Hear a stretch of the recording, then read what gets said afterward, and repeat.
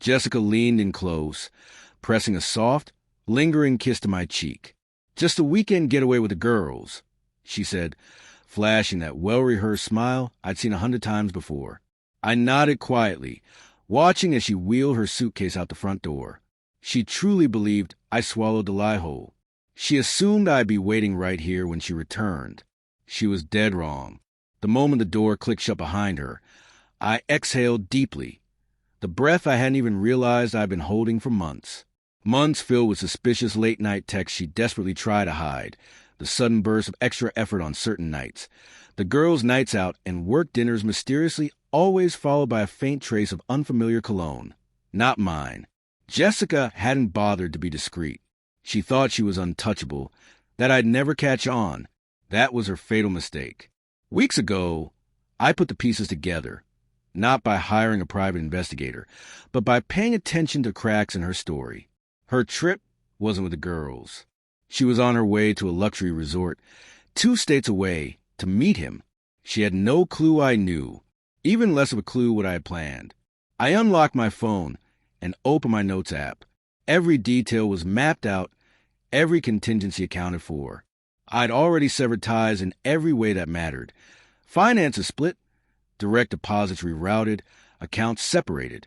My name erased from the lease. Every bill, every subscription, every service I once paid for, now all hers. When she came back, she wouldn't find just an empty apartment. She'd find an empty life. I moved through the place with cold efficiency. My suits, my worn-out hoodie she always borrowed, packed tight in the bathroom. I gathered the small, personal things. My razor, cologne, even the toothbrush hidden in the drawer. The fridge was cleared of my groceries. Half the furniture, my things, were gone.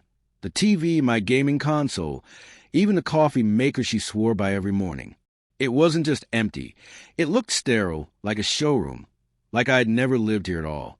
A quick glance at my phone showed her check-in at the Sunset Bay Resort. Oblivious, clueless. Her world was about to crumble beneath her feet. I set my apartment key on the kitchen counter, took one last sweeping look at the space, and walked out. No note, no drama, no goodbye. Just absence. She thought she could betray me and then come home like nothing had happened. She thought I was too loyal, too dependable to ever walk away. She had badly miscalculated. The door clicked shut behind me, and for the first time in ages, I felt lighter, like stepping into fresh, crisp air after being suffocated in a stifling room. The golden light of the setting sun washed over the parking lot as I headed to my car. This wasn't a rash decision, no panic-fueled escape. I'd been planning this with surgical precision. That apartment key on the counter was the last thread tying me to that life. Every other connection was gone, erased. There was no way for her to reach me. No breadcrumbs, no trail. That was deliberate. Behind the wheel, I looked back once more at the place that held so many memories, the laughter, the warmth, the quiet routines. But all of that had died the moment trust started to rot. Walls don't make a home. Love and honesty do. Both had vanished. I tapped my phone again. Jessica Monroe checked in. I smirked to myself. She probably lounged by the pool now, cocktail in hand, sneaking texts between stolen kisses with another man, still thinking she held the power, that I was her safety net, her fallback plan. But I'd removed myself from that role completely. She was about to learn just how thorough I'd been. I drove to my new place, a 1-bedroom, clean and bright. Mine. No ghosts of betrayal hiding in the corners. No shadows of what we once were. The lease was solely in my name. The key cool in my hand felt like a symbol, not just a fresh start, but a reclamation of myself. Later that night, as I unpacked the last of my things, my phone buzzed. "Jessica, miss you already. Hope you're having a good weekend. Can't wait to see you when I get back. XOXO." The audacity made me laugh quietly. She was probably lounging in a robe, feet dipped in a pool, sending that text to keep her illusion alive, still pretending I was a fool. I didn't respond. Didn't need to. Reality was already closing in on her. I powered off my phone, poured a drink, and sank into the couch.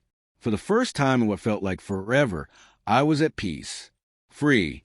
Jessica's heels clicked in the hallway as she returned, suitcase dragging behind her. That weekend had been her perfect escape. Luxury pampering, thrill of the secret. She hadn't thought of me once. Never did when indulging herself. I was just a constant, someone she could always come back to. She stepped inside, phone already in hand, crafting some casual message to cover the silence. But when she crossed the threshold, her fingers froze. The apartment was dark, unfamiliar. The scent of my cologne was gone. The walls felt barren, stripped down. She moved slowly, suitcase clutched tight, stomach twisting with growing unease. Something was missing. Everything was missing. And then she knew. The couch sat where it always had, but the room felt wrong. The coffee table was bare, no notebooks, no clutter. The throw blanket I always used while watching TV was gone. A strangled, uneasy laugh slipped from her lips as she moved toward the bedroom. "Nathan," she called, voice trembling. Half expecting me to step out from the bathroom with that dry humor of mine, to reveal some elaborate prank. But silence swallowed her words. Thick, heavy, her chest tightened as she entered the bedroom. The closet was nearly empty. All my clothes gone, shirts, jeans, even the running shoes I never let get dirty. Drawers where I kept my watch and wallet were bare. Gone, too, were the framed photos of us, the one she dusted not even a week ago. Panic rose, raw and sharp. She rushed to the bathroom, yanking open drawers and cabinets. Nothing.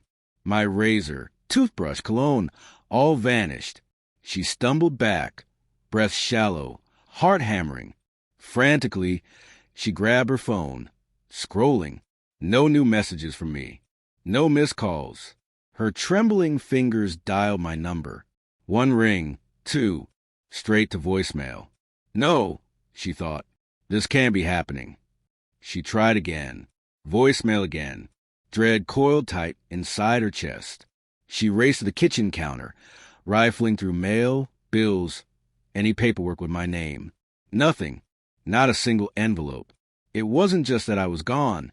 I had erased myself completely. Jessica gripped the counter like it was her lifeline.